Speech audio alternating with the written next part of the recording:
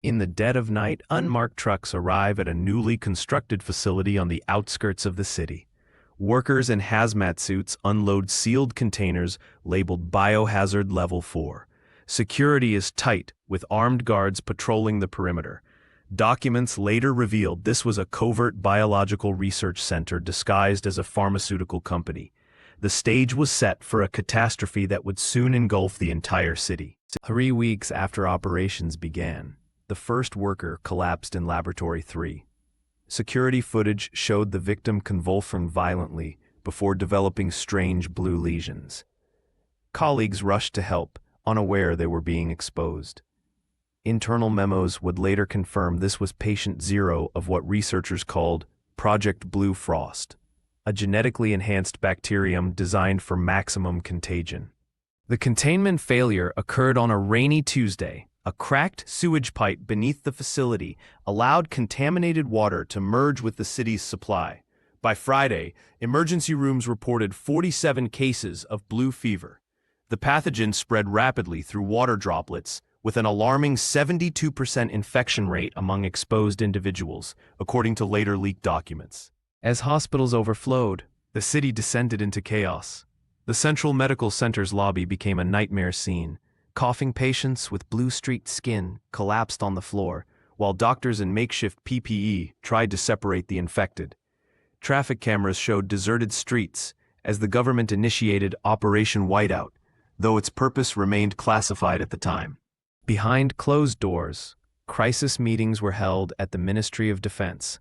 Classified footage shows officials reviewing infection maps that predicted 90% saturation within 14 days. Publicly, press releases called it a seasonal flu outbreak. Military trucks were photographed delivering unidentified equipment to the quarantine zone under cover of darkness, sparking conspiracy theories. By day 17, the entire downtown area was enclosed by 20-foot steel fences. Drones captured haunting images of desperate citizens pressing against the barriers as biohazard teams sprayed disinfectant. Internal reports admitted the quarantine was less about containment than studying transmission patterns. Food shortages began as supply lines were cut, creating scenes of urban desperation. The bacterium's most terrifying property emerged in week 3, airborne transmission. Security footage from Hospital West showed patients suddenly developing violent cough that released visible blue mist. WHO documents later revealed this strain, designated BX497, had been engineered with rapid mutation capabilities.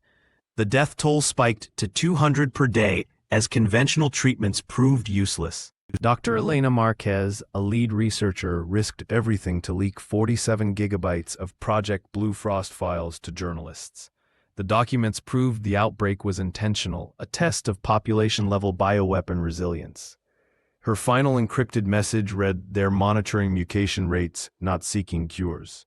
She disappeared 12 hours later, though her badge was found at a checkpoint. When the military began cleansing operations, survivors fought back.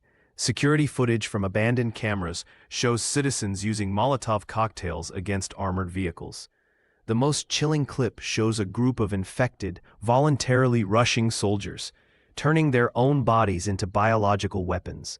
The rebellion was brutally suppressed within 48 hours, according to blacked-out military reports. 1 year later, the city remains under permanent quarantine. Satellite images show vegetation reclaiming streets where bodies were never collected. The few declassified reports admit the bacterium persists, evolving in unexpected ways. A single military research station remains active, its lights visible through the perpetual biohazard fog that now blankets what was once a thriving metropolis.